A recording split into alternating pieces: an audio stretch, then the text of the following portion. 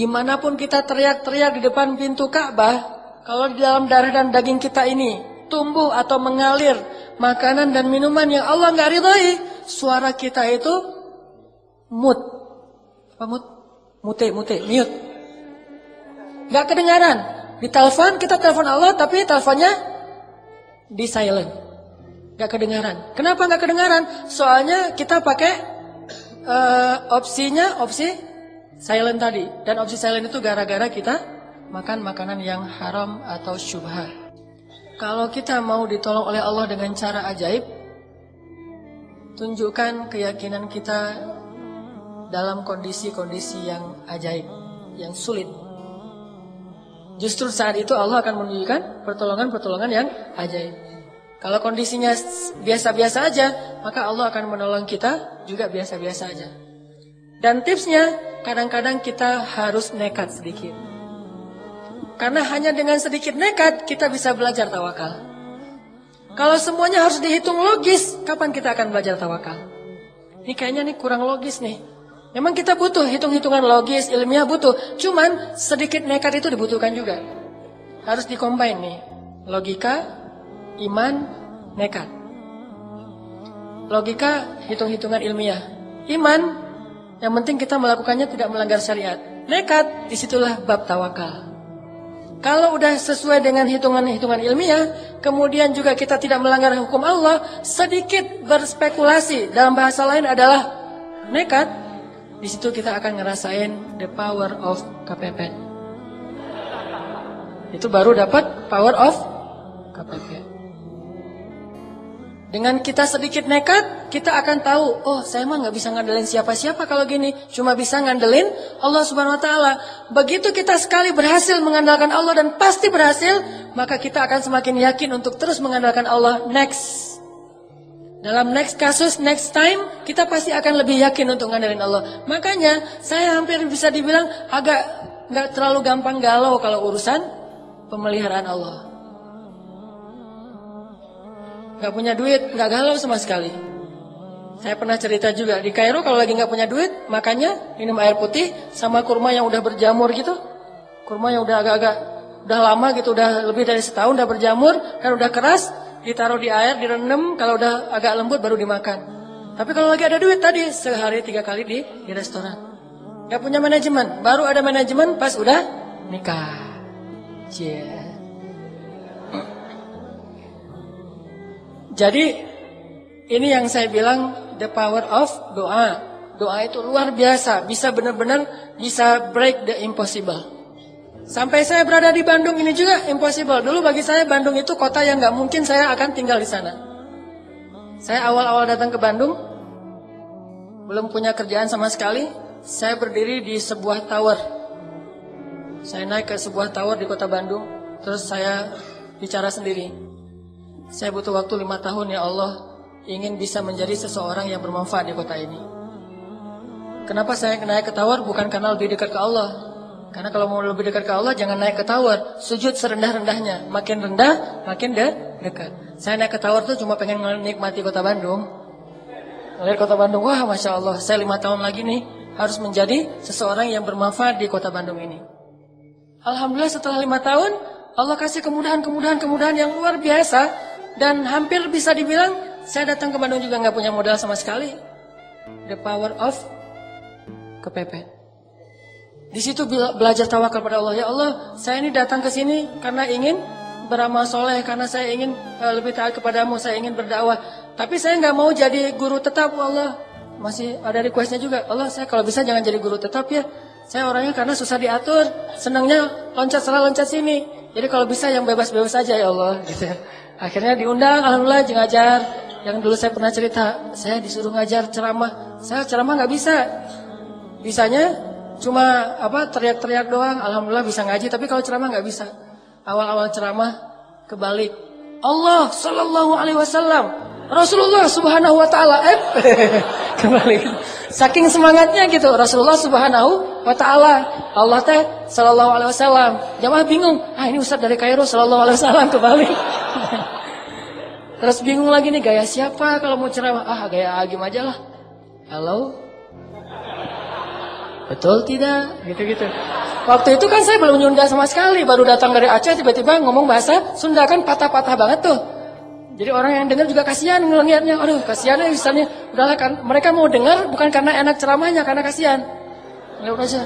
Oh ternyata nggak nyaman kayak Agim, saya ganti Zainuddin Amjad. Assalamualaikum. Nggak dapat juga, wah nggak nyaman juga. Akhirnya be yourself no matter what they say lah. Akhirnya ceramah yang sebisanya saya aja. Udah mulai nulis-nulis buku. Nulis-nulis buku pertama, saya penulis, saya kulinya, saya direkturnya, saya ngejualnya. Saya nulis buku, judulnya Tadabbur Al-Quran. Terus saya kirim ke Sumatera, ke Kalimantan, ke teman-teman Kairo yang udah pulang. Ngirim pakai bus, terus juga pakai beberapa paket yang ngirim keluar kota. Bawa pakai dus Marlboro gitu kan, buku kan berat tuh kalau pakai dus Marlboro. Saya angkat sendiri di Soekarno-Hatta. Wah, ternyata itu penulis bukunya. Angkat buku. Nih saya mau ngirim ke buku apa nih? Buku tentang Tadabbur Al-Quran. Oh ya, siapa penulisnya? Hanan At-Taki gitu. Oh ya, padahal saya. Jualan di book fair. Kan ada book fair di Braga dulu tuh, Islamic book fair. Jualan, alhamdulillah dari percikan imannya Pak Amiruddin kasih satu space buat saya display buku saya. Saya bikin X banner, saya bawa naik motor hujan-hujan pakai jas hujan gitu, turunin buku basah-basah, naruh disusun-susun. Setelah disusun-susun saya balik lagi ke toilet, ganti baju yang agak-agak keren gitu seolah-olah penulis, baru balik lagi. Saya udah pakai dasi gitu, udah penulis gitu kan. Pas orang datang, ini buku siapa? Ini wajahnya mirip. Jadi di cover buku itu wajah saya paling gede tuh. Tulisannya kecil, yang penting wajah saya. Biar orang kan lagi pencitraan, pengen terkenal, namanya juga pengen terkenal. Jadi wajahnya gede, judulnya kecil.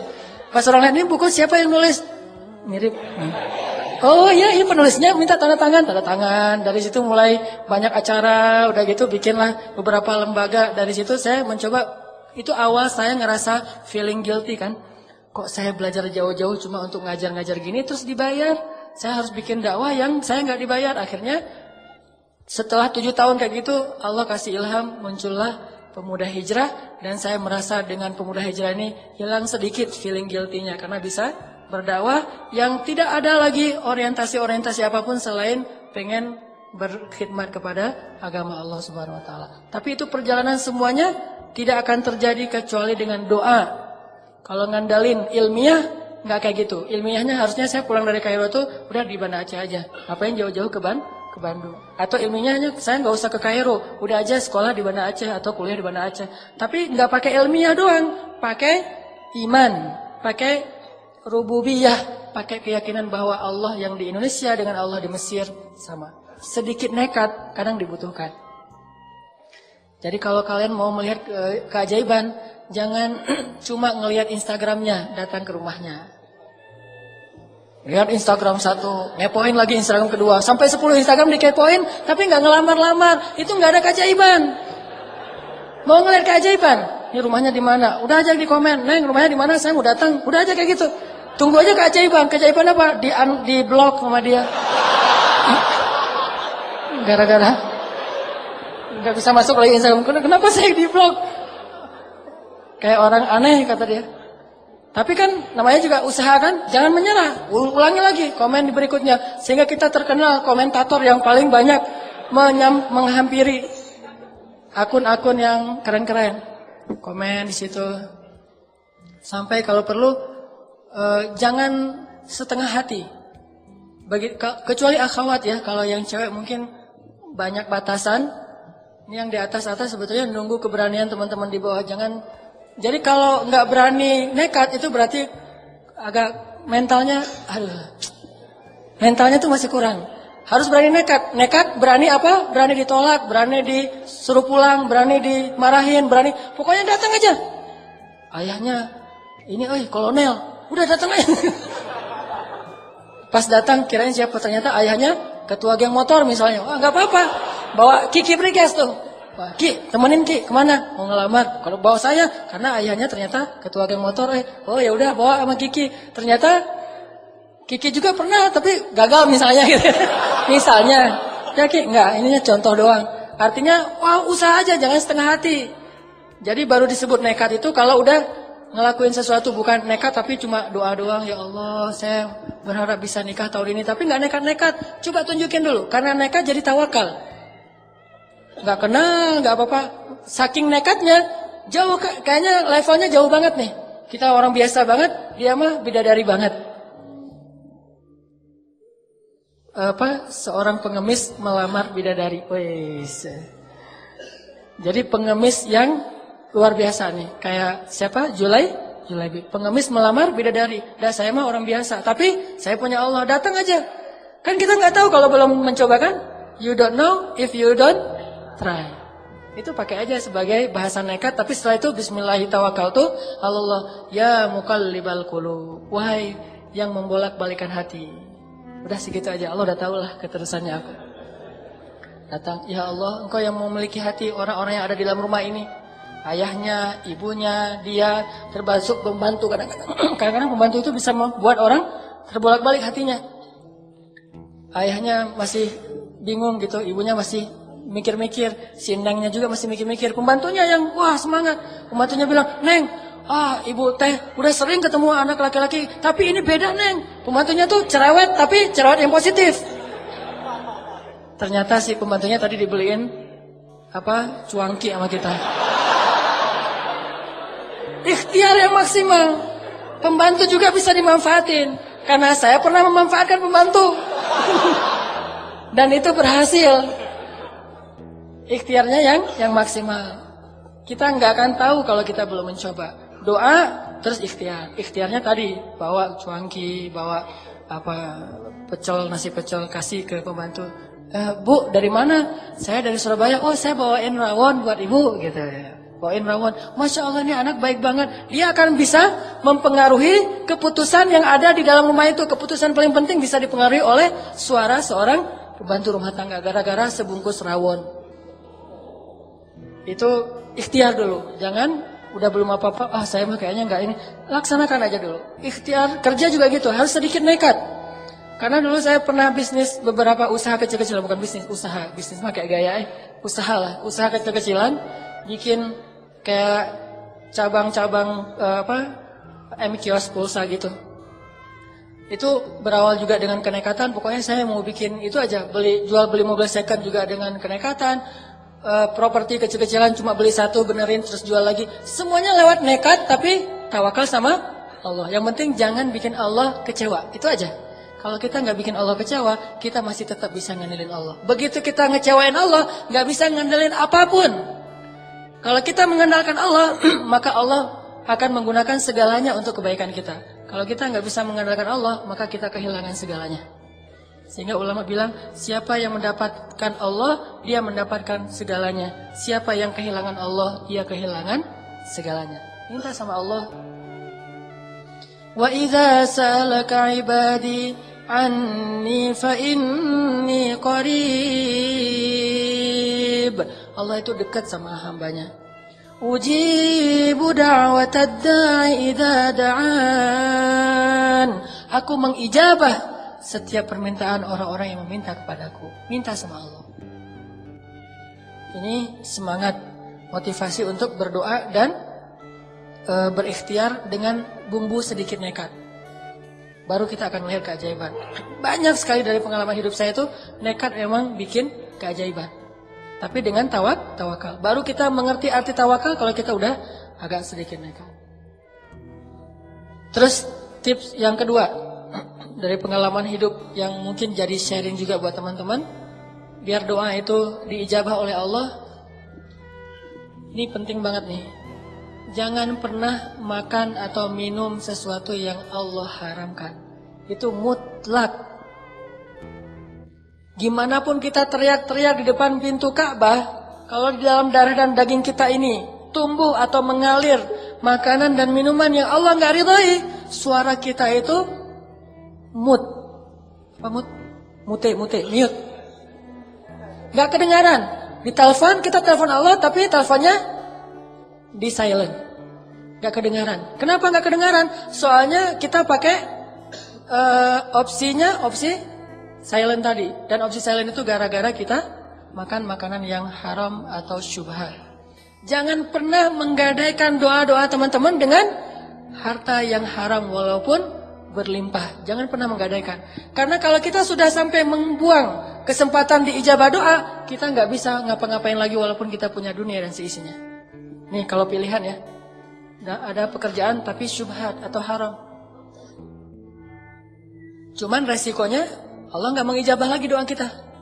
Atau kita nggak mengambil pekerjaan itu, cuman nggak dapat keuntungan besar, tapi Allah mengijabah doa-doa kita. Kalau saya sangat yakin nggak perlu istikharah, akan memilih yang penting Allah mengijabah doa saya. Urusan yang lain terserah. Kalau Allah mengijabah doa saya, mau coba, mau apa aja, minta sama Allah pemilik segalanya. Tabarakalladzi biyadihil mulk, di tangan Allah segala kerajaan. Jadi jangan sampai Allah yang kita hilangkan, jangan sampai kita kehilangan tali dengan Allah Subhanahu wa taala. Dan salah satu penghilang tali hubungan dengan Allah itu makanan dan minuman yang haram. Makanya Nabi pernah mengisahkan ada seorang laki-laki Yahudi melakukan perjalanan, di tengah jalan dia ngelihat ada orang yang lagi makan babi guling, barbecue, harum gitu, tapi makanannya babi. Laki-laki Yahudi tadi nyamperin, terus bilang, boleh nggak saya minta satu potong ikan itu? Kata laki-laki Yahudi, boleh nggak saya minta? A'tini hadas samak, beri saya sepotong dari ikan ini. Kata orang-orang, kamu kan penampilannya kayaknya orang Yahudi ya? Ya, bukankah orang Yahudi itu dilarang makan babi? Emang, terus kenapa kamu minta makanan ini? Kata dia, yang minta babi siapa? Kan saya minta ikan, kata orang Yahudi. Tapi nunjuknya ke arah babi. Itu namanya hilah. Mencari-cari celah untuk mengubah hukum yang haram menjadi halal. Salah satunya dengan mengganti nama. Makanya Nabi bilang di dalam hadis, ada juga di Riyadhus Shalihin, janganlah kalian menamai khamr dengan karom. Karom itu mulia artinya, namanya keren. Jadi khamr itu tetap khamr, jangan dikasih nama yang keren-keren. Harganya 2 juta. Dari Itali. Keren lagi namanya tuh. Terus packagingnya bagus banget. Jangan, kata Allah, kata Nabi. Kenapa? Karena itu akan mengubah sesuatu yang haram menjadi sesuatu yang disukai, diminati, bangga orang dengannya. Sehingga dilarang menamakan sesuatu yang haram dengan nama yang baik. Begitu juga mengubah namanya menjadi nama seolah-olah dia halal. Orang Yahudi ini ngasih nama babi dengan kalimat samak, ikan. A'tini hadas samak, beri saya ikan ini. Kata orang-orang, ini kan nggak boleh untuk kamu orang Yahudi. Emang saya minta babi, saya kan minta ikan. Tapi nunjuknya ke arah babi. Akhirnya nggak mau berdebat, dikasihlah sepotong makanan babi. Dia minum, dia makan, kemudian dia minum khamr. Udah selesai itu dia jalan. Jalan, dia jatuh di tengah perjalanan karena mabuk. Kemudian untanya hilang. Untanya membawa semua bekal-bekal dia. Terlunta-luntalah dia di tengah padang pasir. Ketika dia sadar, dia nggak punya apa-apa lagi. Waktu itu kemudian dia duduk, lalu dia berdoa kepada Allah, Rabbi. Sampai di situ aja, Nabi kemudian ngasih komen terhadap hadisnya. Jadi Nabi yang menyampaikan ceritanya, kemudian Nabi komen. Apa komen Nabi? Ma'kaluhu haram, malbasuhu haram, mashrabuhu haram, fa anna yustajabu lidzalik? Makanannya haram, minumannya haram. Kemudian tempat tinggal pakaiannya haram. Bagaimana Allah akan mengijabah doa dia? Sehingga laki-laki itu mati di tengah padang pasir dalam keadaan terlunta-lunta. Datang lagi seorang sahabat namanya Sa'ad bin Abi Waqqas, datang kepada Rasulullah, "Ya Rasulullah, doakanlah saya supaya Allah mengijabah doa-doa saya. Karena saya berdoa itu Allah belum mengijabah saja. Saya mohon tawassul dari engkau ya Rasul, dengan wasilahmu semoga Allah mengijabah doa saya." Kata Nabi, "Ya Sa'ad, atib mat'amak." Wahai Sa'ad, bersihkanlah makananmu dari yang haram. Lalu Sa'ad kemudian membalikan semua keuntungan-keuntungan ribanya, dan dia tidak mau lagi makan riba sebagai seorang rentenir. Kemudian akhirnya dia berdoa lagi, dan sejak saat itu Sa'ad terkenal sebagai seorang ahli diijabah dalam doa. Karena meninggalkan usaha-usaha yang tidak Allah ridhoi. Jadi kalau mau melihat keajaiban dalam doa, jangan pernah masukkan makanan dan minuman yang haram ke dalam tubuh kita. Mending kita lapar daripada kita memakan sesuatu yang Allah haramkan. Kecuali darurat. Kalau darurat boleh. Kan kaidah fikihnya, ad-darurah tubihul mahzurah. Yang darurat itu membolehkan yang tidak boleh. Kita kelaparan di tengah hutan. nggak ada makanan kecuali, maaf tadi babi misalnya, maka boleh kita makan babi, tapi jangan digulai, di sate, di segala macam. Ada yang di didendeng gitu ya, disimpan. Ada yang sampai dikalengin. Buat apa? Buat nanti kalau lapar lagi. Enggak, makan darurat itu hanya untuk menghilangkan rasa lapar yang sangat. Kalau udah hilang rasa lapar yang sangat, udah agak nyaman, udah tinggalkan itu. Begitu juga dalam urusan yang lain. Kalau kita darurat banget, boleh menggunakan harta yang haram, tapi sebatas menghilangkan unsur darurat kita saja. Anak sakit, gak punya uang sama sekali, minjam ke teman-teman gak ada yang bisa nolong. Akhirnya terpaksa kita menggunakan sistem-sistem yang Allah gak ridhoi. Tapi sebatas untuk bisa membiayai pengobatan anak. Jangan ngutangnya 1 miliar, padahal pengobatannya 10 juta. Kenapa ada 990 jutaan? Karena itu buat tambahan modal. Nah, ini bukan darurat namanya. Selama kita menjaga yang ini, Allah berjanji akan uji da'watad da'i. Aku akan mengijabah doa-doa kalian. Jangan pernah menggadaikan doa. Yang terakhir, kalau pengen doa kita diijabah oleh Allah, ijabahlah panggilan Allah. فَلْيَسْتَجِيبُوا لِي وَلْيُؤْمِنُوا بِي لَعَلَّهُمْ يَرْشُدُونَ. Penuhilah panggilan Allah dan berimanlah kepada Allah supaya kalian mendapat petunjuk. Jadi kalau kita mengijabah panggilan Allah, Allah mengijabah panggilan kita. Begitu Allah bilang, Allahu Akbar, Allahu Akbar, labbaika ya Rabbi. Ngomongnya gitu. Labbaika ya Rabbi, aku penuhi panggilanmu ya Allah. Datang buru-buru, wudu langsung datang ke masjid. Nanti begitu kita bilang, Allah ya Allah, labbaika ya abdi. Ada apa wahai hambaku? Allah buru-buru datang kepada kita. Seperti kita buru-buru datang kepada Allah, seperti itu juga Allah buru-buru datang kepada kita. Seperti kita berleha-leha atau menunda-nunda waktu untuk datang kepada Allah, seperti itu juga Allah menunda-nunda waktu untuk datang kepada kita ketika kita panggil. Ana inda dhanni abdi bi. Aku tergantung di mana hambaku. Fadhkuruni azkurkum. Ingatlah aku ingat kalian. Jadi jangan salahin Allah kalau doa kita belum diijabah juga. Mungkin kita ketika Allah panggil juga nggak gitu-gitu amat. Sehingga Allah juga akan mengimbangi gimana perlakuan kita kepada Allah. Kenapa kayak gitu? Biar dengan cara kayak gitu kita menjadi lebih taat kepada Allah.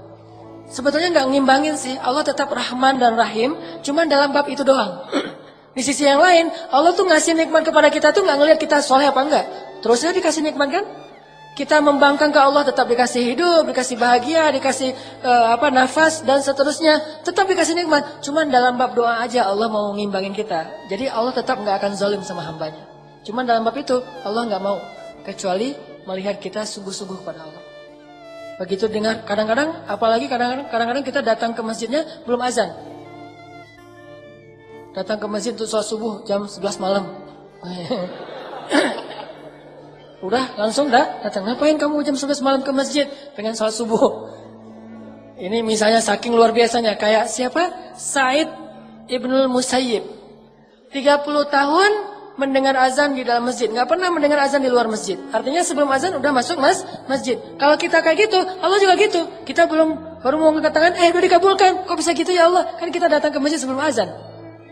Kayak Nabi tuh baru membatin doang dalam hati, udah Allah kabulkan, belum juga ngomong. Ya Allah, udah datang langsung, ada miss call gitu. Wah, ditunggu ya, nanti kita wawancara kerjaan. Belum juga berdoa, udah wawancara kerjaan. Belum juga ketemu ceweknya, tapi ceweknya yang nyamperin duluan. Ustadz, boleh nggak saya ta'arufan sama yang ikhwan yang itu? Oh, yang itu yang mana? Yang ini? Yang itu. Bukan ke sini, yang di belakang Ustadz. Oh, yang di belakang saya. Ya udah, nanti saya kenalin, kasih aja CV-nya. Ternyata yang nyamperin duluan, ceweknya ngasih CV duluan. Ini karena kita duluan datang kepada Allah sebelum Allah panggil. Udah sekali, begitu juga ya akhwat. Begitu Allah katakan, wahai hamba-hambaku, atau katakanlah kepada perempuan, tutuplah aurat-aurat mereka. Kalau kita ijabah panggilan Allah, Allah juga akan mengijabah panggilan kita. sedikit nekat supaya belajar tawakal. Kemudian yang kedua, jangan campuri daging dan darah kita dengan makanan yang haram. Yang ketiga,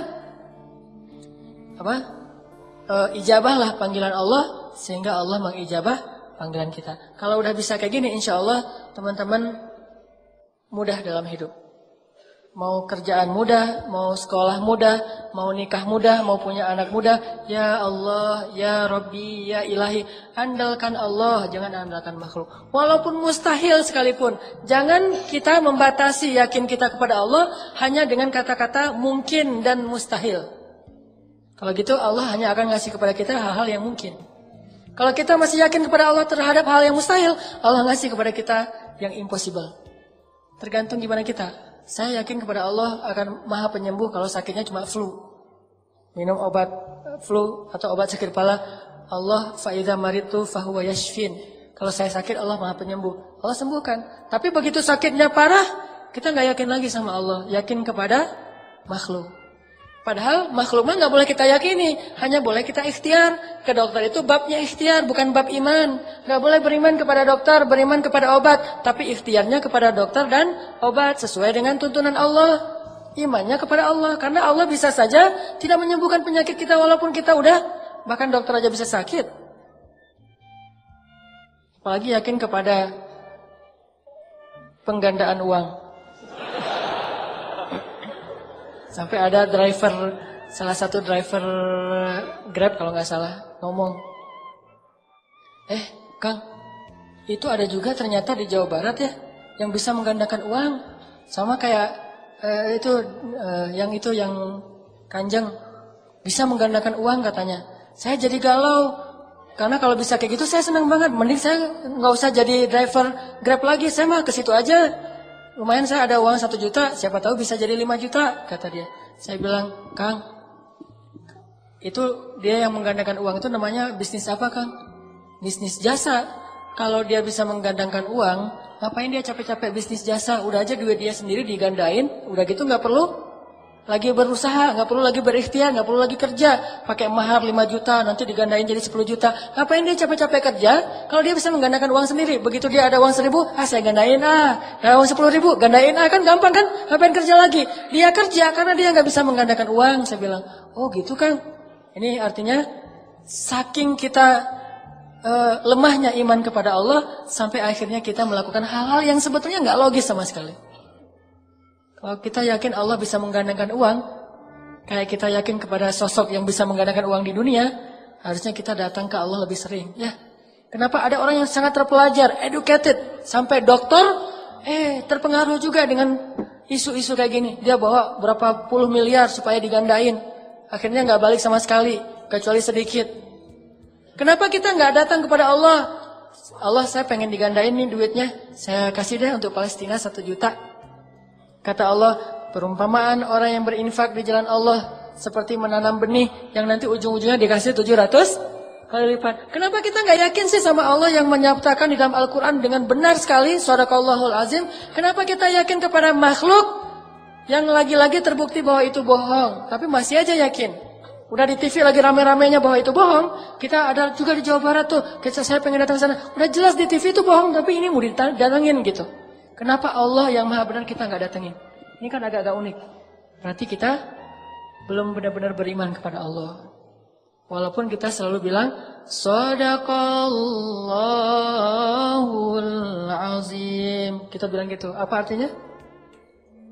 Maha benar Allah. Tuh kan? Berarti kita nggak paham maknanya. Maha benar Allah dengan segala firman-Nya. Shadaqallah, maha benar Allah Al-Azim, yang maha agung. Maha benar Allah yang maha agung. Tapi berhubung Sari Tilawah sudah kayak gitu dari sejak dulu, maha benar Allah dengan segala firman-Nya. Udah ya kita ikutin aja. Semuanya pada amin, udah aja gitu. Saking gak memaknai lagi, ini apa sih maksud dari kalimat? Bahkan kita meyakini bahwa Shadaqallahul Azim itu bagian dari membaca Al-Quran. Seolah-olah kalau kita gak baca Shadaqallah setelah baca Al-Quran itu dosa. Kok kamu tutup Al-Quran gak Shadaqallah? Gitu kan? Shadaqallah dulu dong. Shadaqallah itu bukan bacaan Al-Quran. Shadaqallah itu kalimat iman, kalimat tasdik, bahwa kita membenarkan apa yang kita baca. Jadi inti dari Shadaqallah itu benar banget nih. Jadi anak kekinian mungkin bilangnya selain sadaqallah, dzalikal kitabul la raiba fi. Wah, benar banget.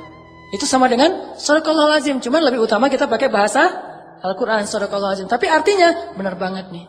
Allah bilang, ya ayyuhalladzina amanu la ta'kulur riba. Wah, benar banget. Ya ayyuhalladzina amanu hal adullukum ala tijarah. Benar banget. Itu artinya sadaqallahul azim. Banyak orang baca sadaqallahul azim tapi nggak percaya sama ayatnya. Ayatnya mengatakan perumpamaan orang-orang yang berinfak di jalan Allah itu seperti orang yang menanam benih yang kemudian tumbuh menjadi 700 kali lipat. Sadaqallahul azim. Lewat kenceleng, disenyumin. Nggak dicelupin tuh koin. Kenapa disenyumin? Senyum kan sedekah. Jadi sedekah dia adalah senyum. Ini gara-gara nggak sadaqallahul azim dari hati, cuma dengan lisan. Jadi kita harusnya bilang sadaqallah itu bukan cuma di akhir bacaan, setiap ayat juga boleh bilang sadaqallahul azim dan nggak harus berirama, nggak waladdallin sadaqallah, nggak harus gitu. Kalau orang Arab baca sadaqallahul azim mah ulaika ala hudam min rabbihim wa ulaika humul muflihun. Sadaqallahul azim. Gitu. Itu kalimat pembenaran dari kita. Ini benar banget, ini benar banget. Akhirnya kita percaya. Apa yang Allah bilang benar banget, nggak ada yang salah. Rasulullah bilang, wa sadaqar rasul. Rasulullah benar. Sadaqallahu wa rasuluh. Benarlah Allah dan Rasulnya. Hadza ma wa'adana Allah. Ini yang dijanjikan Allah dan sadaqallahu wa rasuluh. Tapi kalau sadaqallah cuma ritual, begitu kita ikut musabaqah lupa sadaqallah nggak jadi juara. Soalnya lupa sadaqallah. Itu pengalaman di musabaqah. Sampai lebih parah lagi kalau kita di musabaqah saking nggak paham, kita pakai irama ngaji itu pakai irama musik orang Mesir. Namanya Ummu Kulsum. Itu kalau di Indonesia mirip seperti penyanyi pop Indonesia yang lagi ngehit. Misalnya sebutlah Agnes Monica. Agnes namanya? Agnes Monica. Maaf ya, saya mah nggak pernah ngepoin yang gitu-gitu. Si Agnes Monica kan lagi ngehit tuh untuk cewek-cewek. Nah, Agnes Monica untuk Mesir namanya Ummu Kulsum, Umi Kalsum. Saya ngaji nih di Indonesia. Gitu ya. Oh kok bagus ngajinya Hanan. Ya ini pakai iramanya Umi Kalsum. Karena saya nggak tahu kalau Umi Kalsum itu iramanya lagu-lagu pop biasa. Ya Habibi, saya nyanyiin di dalam masjid. Artinya wahai kekasihku. Tapi nyanyinya di dalam masjid. Ifrah ya albi, berbahagialah wahai kekasihku. Sampai ada lagu kenapa engkau tidak menjawab panggilanku? Aku nggak punya pulsa, gitu kan ya dulu ya iklannya mah. Itu saya nyanyikan ketika musabaqah di dalam masjid, seolah-olah itu irama. Jadi kalau Ifrah ya albi ya ayyuhalladzi, wah cocok nih. Ya habibi wa'alamu, cocok nih kayaknya dibawa dari irama musik ke irama Al-Quran. Saya yakin banget dulu waktu musabaqah di Indonesia. Begitu saya ke Mesir, yang pertama saya cari adalah kaset Ummu Kulsum. Ini saya harus cari kaset originalnya. Dulu kan kaset, teman-teman nggak tahu kaset ya? Maaf ya, beda generasi. Anak sekarang nggak tahu kaset. Kaset itu sejenis CD tapi yang masih ada pitanya gitu. Nggak ada zaman sekarang, maaf, baru lahir. Dan saya udah tua. Saya cari kaset originalnya Ummu Kulsum. Cari itu di toko buku Islam, tafsir, hadis. Cari kaset Ummu Kulsum. Saya tanya ke si yang penjualnya, Mang, ada kaset Ummu Kulsum nggak, Mang? Mang manggilnya. Terus orang Mesir, kaset siapa? Ummu Kulsum. Maksud kamu Ummu Kulsum anaknya Nabi? Enggak, kaset yang ya Habibi gitu-gitu saya nyanyi. Dia heran.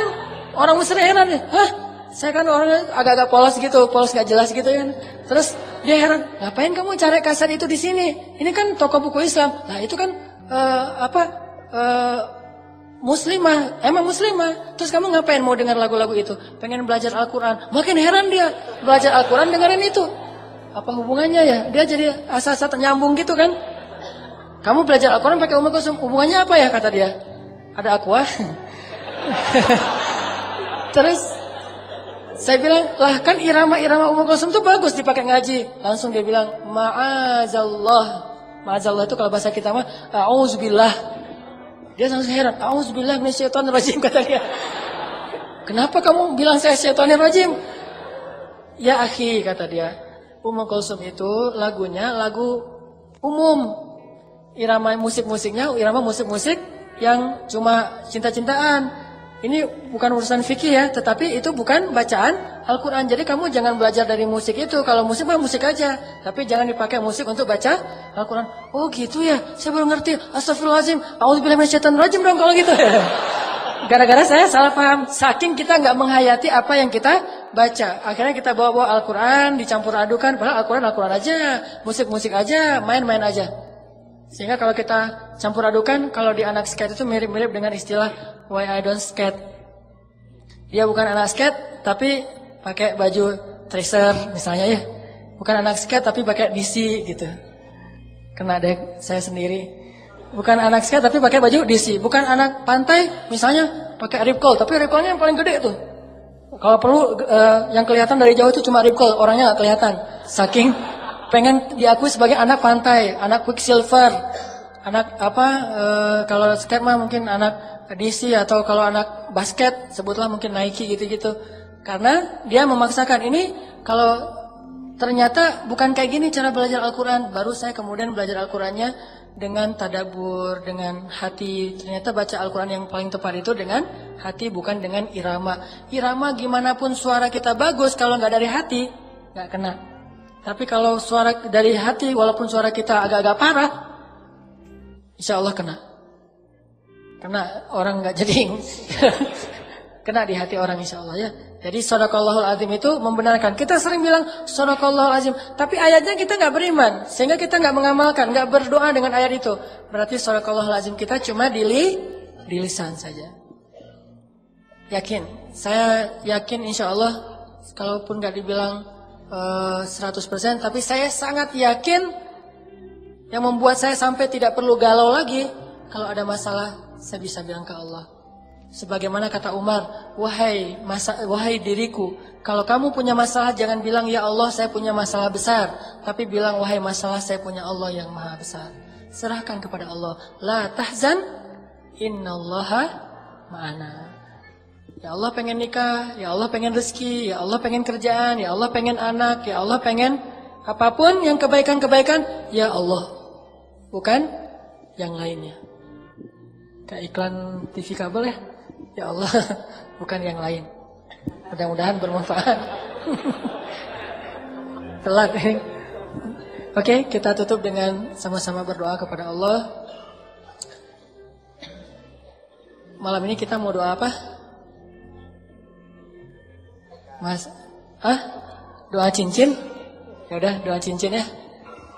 Doa menyematkan cincin dan mengatakan akad dengan lancar, jangan pakai baca teks.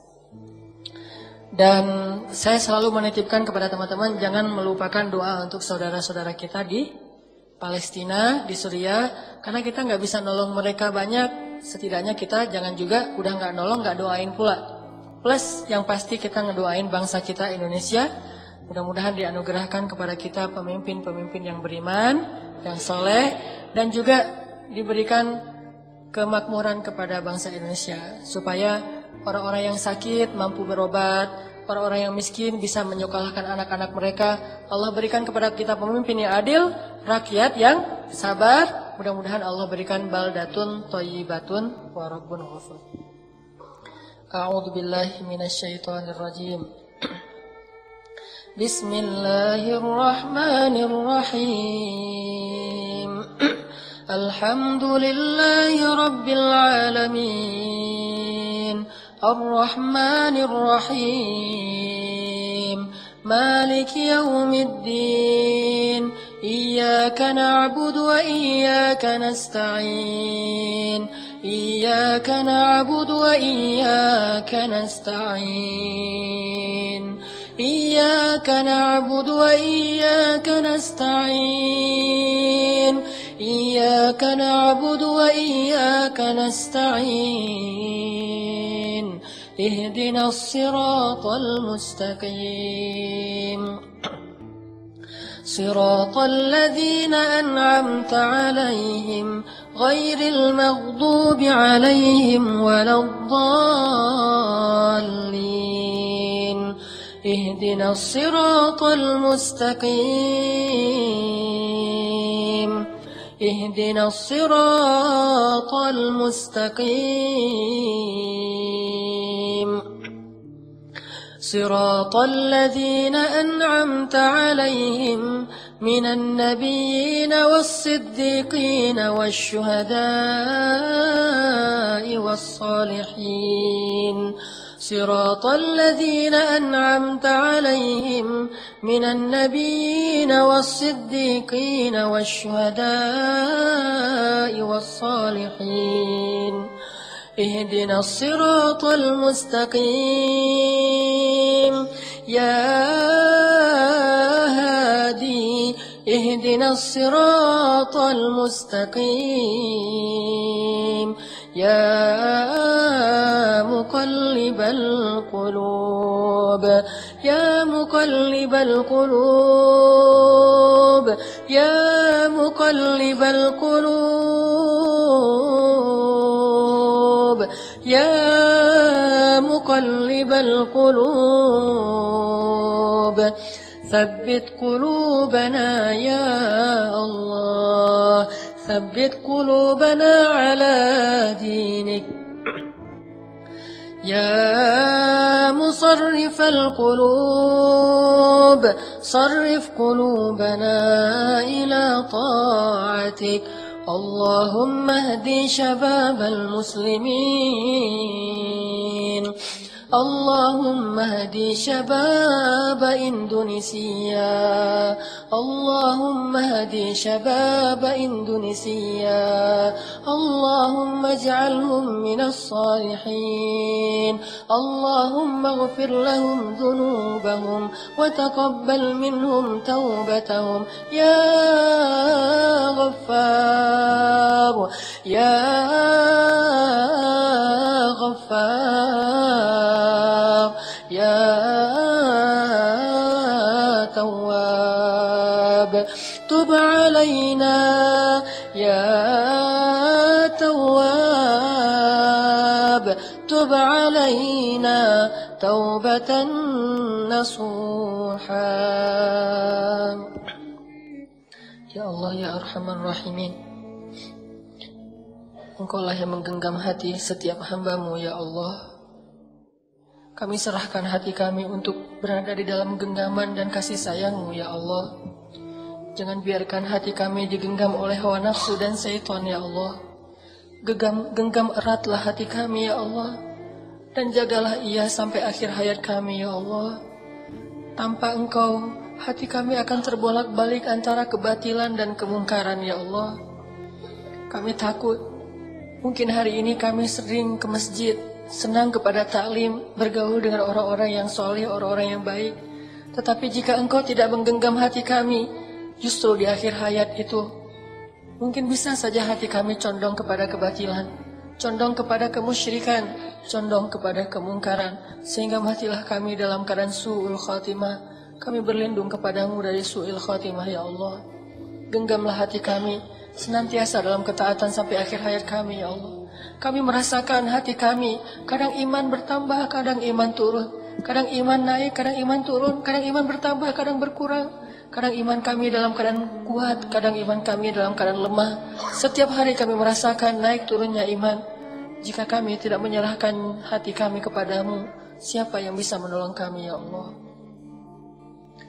Betapa ruginya kami ya Allah, jika sepanjang hidup kami beramal solih, malam hari kami tahajud, setiap hari kami ke masjid, siang hari kami berpuasa, dengan harta kami bersedekah, sepanjang hidup kami beramal solih. Tetapi jika akhir hayat kami syirik, di akhir hayat kami su'ul khatimah, maka sia-sialah semua kebaikan-kebaikan kami sepanjang hidup kami ya Allah.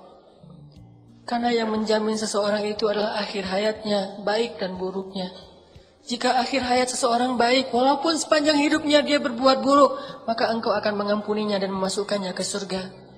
Jika akhir hayatnya buruk, walaupun sepanjang hidupnya beramal solih, maka gugurlah segala amal-amalannya dan menjadi penghuni neraka.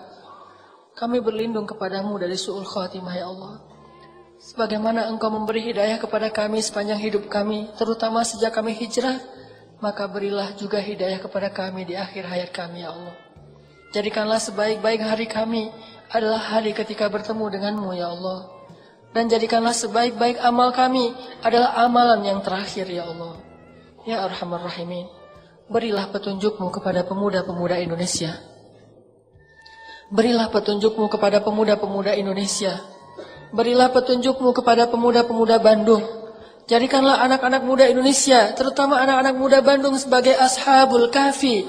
Anak-anak muda yang yakin kepadamu ya Allah.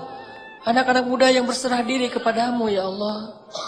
Halalkan hubungan mereka ya Allah. Pertemukan mereka dengan bidadari-bidadari mereka ya Allah. Pertemukan pemudi-pemudi kami dengan imam-imam mereka yang solih ya Allah. Sehingga hidup mereka penuh dengan keberkahan darimu ya Allah. Ya Arhamar Rahimin, menangkanlah Islam di atas pundak anak-anak muda yang beriman ya Allah. Wariskanlah bumi ini kepada hamba-hambamu yang beriman. Janganlah Engkau timpakan musibah kepada kami, di mana bumi terwariskan kepada orang-orang yang kufur kepadamu ya Allah. Ya Arhamar Rahimin, anugerahkanlah di antara anak-anak muda yang pada malam ini ikut taklim dimanapun mereka berada. Anak-anak muda yang rajin ke masjid, anugerahkanlah, jadikanlah mereka sebagai pemimpin-pemimpin Indonesia di masa yang akan datang ya Allah. Jadikanlah mereka sebagai pengayom-pengayom umat di masa yang akan datang ya Allah. Jadikanlah mereka sebagai pembela-pembela kaum muslimin di masa yang akan datang ya Allah. Jauhkanlah mereka dari sifat munafik yang justru menyerang dan menghujat kaum muslimin dan agamanya. Ya Arhamar Rahimin, tutuplah aurat perempuan-perempuan muslimin. Jagalah mereka dengan rasa malu dan jagalah kehormatan mereka dengan agamamu. Ya Arhamar Rahimin, beri kepada kami pasangan dan keturunan yang menyejukkan hati kami. Beri kepada kami pasangan dan keturunan yang membuat kami bahagia di dunia dan di akhirat. Ya Arhamar Rahimin, sampaikan salam kami kepada Rasulullah. Tidaklah kami duduk di dalam masjid seperti ini, kecuali karena kami tahu itu semuanya dari ajaran Rasulullah SAW. Setiap orang yang beriman di muka bumi ini berhutang kebaikan yang sangat besar kepada Rasulullah SAW. Tidaklah iman kami ketahui, tidaklah kami mengenal Islam kecuali itu hasil jerih payah dan perjuangan Rasulullah. Kami berhijrah karena kami membaca tentang kisah Rasulullah. Kami masuk Islam, kami menjadi seorang muslim karena ajaran Rasulullah. Rasulullah yang paling banyak berjasa bagi kami melebihi jasa seorang ayah dan ibu. Titipkan salam rindu kami kepada Rasulullah ya Allah. Sekarang beliau ada di sisimu. Titipkan salam kami kepada beliau. Katakanlah kepada beliau bahwa kami rindu Rasulullah. Seandainya hari ini Rasulullah ada di tengah-tengah kami, mungkin nasib kaum muslimin tidak akan dicela, dihina, ataupun ditindas seperti hari ini ya Allah. Tapi ini ujian untuk kami sekaligus untuk mempersatukan barisan kaum muslimin. Titip salam kami kepada Rasulullah. Mungkin banyak dari kami yang belum sempat untuk berziarah ke makam beliau. Setidaknya kami selalu datang ke rumah yang beliau cintai, yaitu rumahmu ya Allah. Titip salam kami kepada beliau. Sampaikan kepada beliau, kami berharap suatu saat nanti di padang mahsyar beliau mau memberi kami syafaat dengan seizinmu ya Allah. Ya Arhamar Rahimin, titip salam kami kepada Abu Bakar As-Siddiq, kepada Umar bin Khattab, kepada Ali bin Abi Thalib, kepada Bunda Khadijah, kepada Ibunda Aisyah. Sungguh kami mencintai mereka semuanya karenamu ya Allah. Dan ajarkanlah kami agar bisa menjadi pejuang-pejuang hebat seperti mereka kelak ya Allah. Ya Arhamar Rahimin, maafkanlah kami yang belum bisa menolong saudara kami di Palestina dan di Suriah ya Allah. Kami sadar kalau kami masih zalim. Siang malam kami tertawa, nikmat hidup bersama keluarga kami, seolah-olah kami tidak ingat ada saudara kami yang setiap hari menangis di kamp-kamp pengungsian di Suriah dan Palestina ya Allah. Ada saudara kami yang terusir dari kampung halamannya di Myanmar ya Allah. Tapi kami tidak bisa berbuat banyak. Maafkanlah kekurangan kami ya Allah. Kami belum bisa membantu mereka. kecuali hanya dengan mengisikan sedikit dari harta kami untuk kami kirimkan untuk mereka. Tapi itu sama sekali belum bisa menyelesaikan masalah mereka. Maafkanlah kami ya Allah. Kami hanya bisa mendoakan mereka. Tolonglah kaum muslimin ya Allah. Engkaulah maha penolong. Tolonglah kaum muslimin di Palestina. Tolonglah kaum muslimin di Suriah. Jangan lagi ada perang dan penjajahan terhadap saudara kami ya Allah. Kami sering menikmati hidup kami bersama teman-teman kami. Di antara kami ada yang senang main skate, ada yang senang musik, ada yang senang main BMX, ada yang senang bola. Kami bisa menikmati hidup kami setiap sore dengan ceria. Kami berkeringat, kami sehat, kami tertawa bersama teman-teman kami.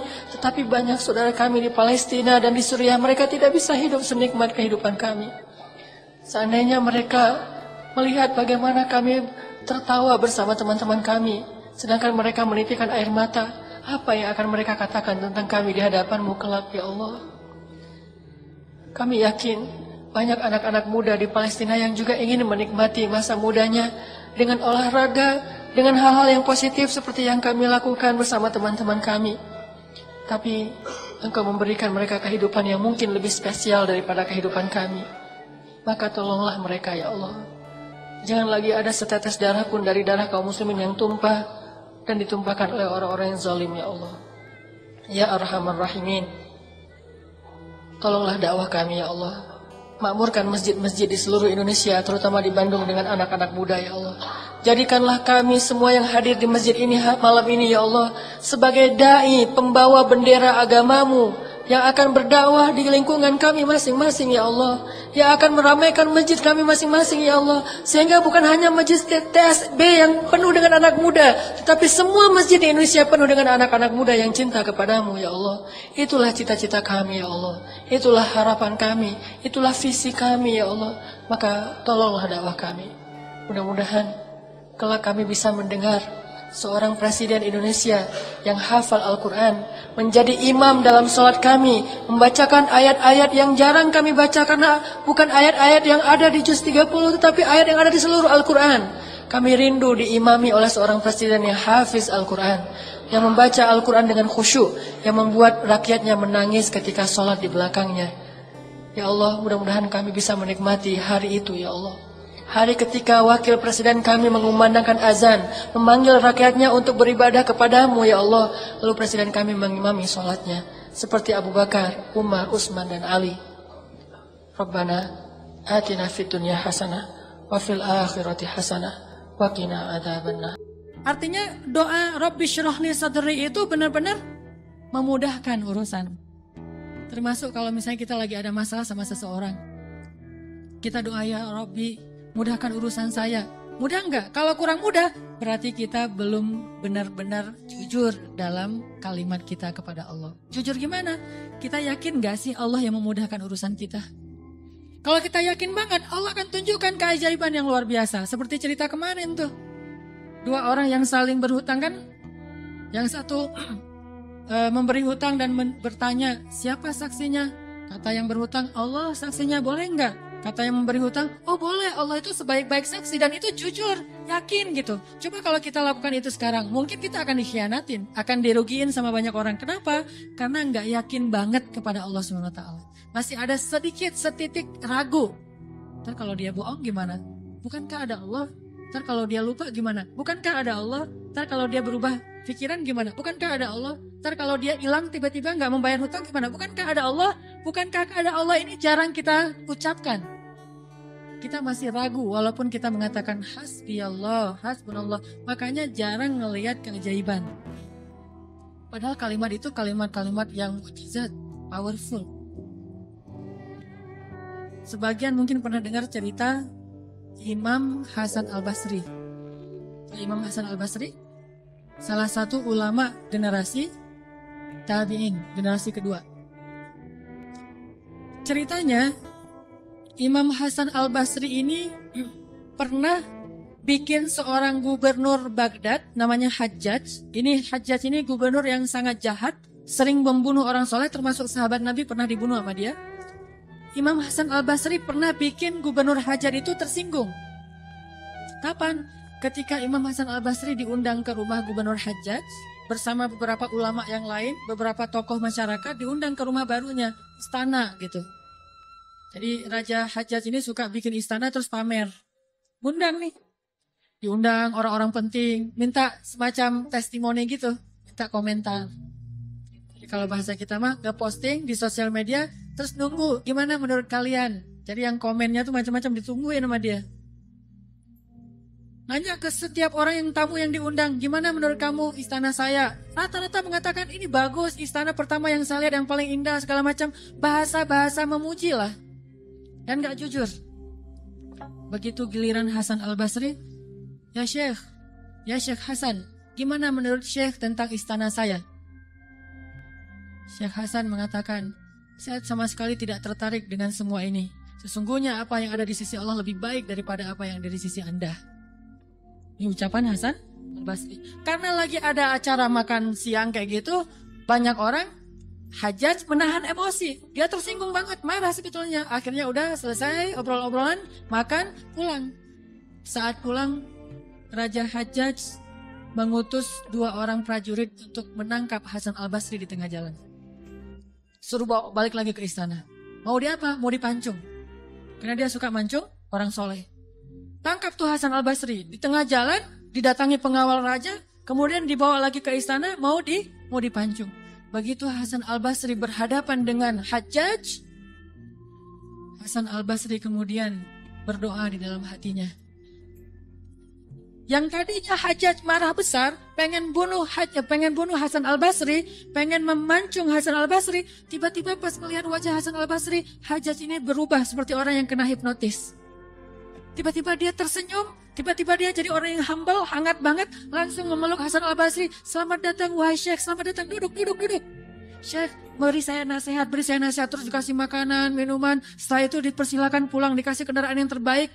Sampai akhirnya Hasan Al-Basri keluar dari istana. Ketika di tengah jalan, pengawal-pengawalnya Hajjaj bertanya kepada Hasan Al-Basri, ya Syekh, kami tadi diutus oleh Raja menangkap Anda, agar Anda dipancung karena Raja tersinggung dengan obrolan tadi ketika makan siang. Dan Raja dalam keadaan marah besar. Tapi begitu bertemu dengan Anda, tiba-tiba dia berubah. Jadi baik, jadi kasih sayang, jadi luluh, emosinya jadi reda. Apa yang Anda lakukan kepada dia? Apakah Anda punya sihir? Kata pengawal. Kata Hasan Al-Basri, saya tidak pakai sihir. Terus apa? Saya sebelum bertemu dengan Hajjaj, tadi saya berdoa. Apa doanya? Ya Rabbi, Engkaulah yang menggenggam hidupku. Kepadamulah aku berserah. Ya Rabbi, padamkanlah amarah di hati Hajjaj, sehingga aku selamat, sebagaimana Engkau mendinginkan api kepada Ibrahim, sehingga dia selamat. Ini yang dibaca oleh Hasan Al-Basri. Ya Allah, padamkanlah amarah di hati Hajjaj, sehingga aku selamat dari kezalimannya, sebagaimana Engkau menyelamatkan Ibrahim dari api yang panas. Tiba-tiba Allah padamkan marahnya. Ini namanya zikir, doa powerful. Kenapa? Karena hati Hasan Al-Basri itu benar-benar bergantung kepada Allah itu 100%. Gak ragu sama sekali. Gimana pun pengawalnya banyak, tidak membuat dia ragu kepada Allah. Allah lebih besar. Gimana pun kuatnya Hajjaj, tidak ragu kepada Allah. Allah maha kuat. Sehingga kalimat yang sesuai dengan hati, Allah tunjukkanlah keajaiban kepada Hasan Al-Basri. Langsung luluh, langsung berubah dari marah menjadi sayang kepada Hasan Al-Basri. Kenapa kita jarang melihat keajaiban? Karena ucapan kita itu belum selaras dengan hati kita. Gak yakin-yakin amat sama Allah. Sering bilang la haula wala quwata illa billah, tapi kita masih yakin ada kekuatan lain yang mempengaruhi hidup kita. Padahal kata Nabi kepada Ibnu Abbas, kalau semua orang berkumpul dan ingin menolong kamu, mereka tidak dapat menolong kamu kecuali dengan seizin Allah. Kalau mereka semua berkumpul ingin mencelakai kamu, mereka tidak bisa mencelakai kamu kecuali dengan ketetapan Allah. Allah, Allah, Allah, di tangannya lah segala kebaikan, di tangannya lah segala kerajaan. Tabarakalladzi biyadihil mulk wa huwa ala kulli syai'in qadir. Percaya enggak kita dengan ayat itu? Jawab dengan hati kita masing-masing. Kalau kita percaya, baru terjadi keajaiban dalam hati kita. Pernah menghadapi orang marah? Pernah? Sering kan? Siapa yang marah? Istri. Tahu gimana kalau istri lagi marah? Oh, belum tahu ya. Ya udah deh, ganti contoh. Orang tua deh, orang tua. Saya lupa aja nih kalau saya di hadapan para jomblo fisabilillah. Kalau istri lagi marah, padamkan marahnya itu bukan dengan hadiah dunia dulu. Itu buat kita ragu sama Allah dan mengandalkan materi. Pas marah, tunjukin. Mau ke Lombok, Bali, Jogja, atau Maldives. Pasti dia pilih Maldives tuh. Pas dia pilih Maldives, kita nangis. Kenapa? Dananya gak cukup. Makin marah dia tuh. Jangan nawarin materi dulu untuk meredakan marah seseorang. Karena kita akan bergantung kepada materi itu. Ternyata ampuh. Kalau dia marah, saya kasih tuh brosur. Brosur doang. Kalau lagi marah, nonton yuk. Pelan-pelan reda marahnya, berarti efektif. Nonton cukup bagi saya. Pas lagi marah, ada kafe baru loh, enak tuh makanannya. Terutama tuh misalnya green tea-nya, milkshake tuh paling enak tuh se-Bandung. Reda marahnya, milkshake cukup bagi saya. Kan? Bukan hasbi Allah, hasbiya milkshake. Kenapa bisa gitu? Karena ketika kita mau meredakan marah seseorang itu kita menggunakan materi. Atau menggunakan bahasa-bahasa ngegoda, ngerayu, gombal tadi. Tapi kan lama-lama agak-agak habis juga ya bahan menggombal ya. Harus buka. Jadi teman-teman bisa ke Gramedia mungkin beli buku dengan judul Kumpulan Gombal-Gombal Efektif. Udah teruji. Banyak yang menggunakan gombal ini dan berhasil meredakan amarah. Mungkin. Tetapi itu berarti kita tidak mendapatkan yang paling luar biasa sehingga suatu saat kita akan kewalahan sendiri. Berapa sering kita bisa memberikan materi, memberikan brosur, memberikan kafe, memberikan nonton, memberikan hiburan, entertain segala macam. Berapa sering? Coba sesekali ketika menghadapi seseorang yang marah, andalkan Allah. Pas mau ketemu orangnya, ya Rabbi, ya Rabba Ibrahim, wahai Tuhan Ibrahim, padamkanlah amarah istri saya sebagaimana engkau memadamkan api bagi Ibrahim. Terus temuin, kalau masih marah, ya Allah astagfirullahaladzim, berarti saya belum jujur nih, masih belum yakin sama Allah, istighfar lagi, ya Allah padamkan. Masih marah, ya Allah padamkan. Terus saja sampai yakin. Kalau kita yakin itu berubah loh, benar-benar berubah. Kalau nggak bisa langsung bertahap, tergantung iman. Ada orang yang imannya baru redam amarah seseorang itu 1 jam, berarti imannya iman 1 jam. Ada yang setengah jam, ada yang 10 menit, ada yang mungkin ketemu berubah langsung. Sampai orang yang marah itu juga terheran-heran. Kenapa ya? Saya tadi sebetulnya lagi sebel banget sama kamu. Tapi pas ngelihat kamu jadi berubah, kenapa ya? Karena Allah. Ini mah masalah iman. Bukan masalah fasihnya mengucapkan hasbi Allah. Semua kita mah yang namanya hasbi Allah pasti fasih. Apalagi sadaqallah, itu paling fasih tuh. Sadaqallahul azim itu fasih banget. Kenapa? Apalagi baca 1 juz pengen sadaqallah cepet-cepet kan? Itu fasih. Bismillah fasih, hasbi Allah. Insya Allah tahsin hasbi Allah wa ni'mal wakil. Malah kita kadang-kadang kalimat hasbi Allahnya tuh lebih keren daripada sahabat loh. Kalau sahabat kalimatnya cuma gini, hasbunallah wa ni'mal wakil.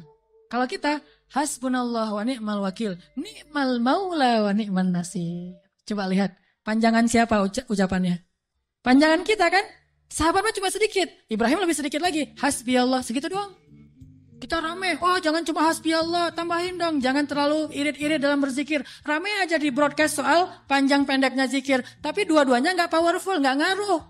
Yang bilang hasbi Allah wa ni'mal wakil sama aja. Yang bilang hasbi Allah wa ni'mal wakil, ni'mal maula wa ni'man nasir. Diulang 33 kali. Tapi gak ngaruh, kenapa? Karena gak jujur. Hanya fasih di lisan, tetapi tidak fasih di hati. Harusnya kayak Imam Hasan Al-Basri. Begitu dia katakan demikian, doanya langsung berubah. Termasuk doa tadi. Allahumma ajurni fi musibati wa khluf li khairan minha ya Allah. Beri saya pahala dalam musibah saya. Beri saya ganti yang lebih baik. Selama apa sih Allah kasih kita ganti? Di situ kita bisa mengukur keimanan kita. Kalau begitu kita berdoa langsung dapat ganti. Itu imannya ajaib tuh. Kalau kita berdoa, tunggu gantinya sebulan kemudian, itu imannya standar. Kalau kita udah berdoa tapi gak diganti-ganti, berarti kita bermasalah. Gak yakin-yakin amat sama Allah. Pengen gak begitu berdoa langsung Allah menunjukkan keajaiban? Kita pengen aja gak berani ya, karena kita gak percaya bisa. Kita mau mengatakan pengen, itu aja kita gak berani karena menganggap itu gak realistis. Masa sih bisa? Bisa kalau kita yakin kepada Allah. Kalau kita gak yakin, kalau kita bilang nggak bisa, kalau kita ragu bahwa Allah bisa menunjukkan ajaib kepada kita dalam hitungan detik, terus kemana kalimat kun fayakun? Masalahnya kita nggak yakin untuk bilang pengen, begitu doa langsung Allah kabulkan. Itu aja kita ragu. Kenapa? Kita nggak percaya itu bisa terjadi dalam hitungan simsalabin abrakadabra. Kita nggak percaya itu bisa terjadi dalam satu kalimat kun. Makanya tidak ada kun dalam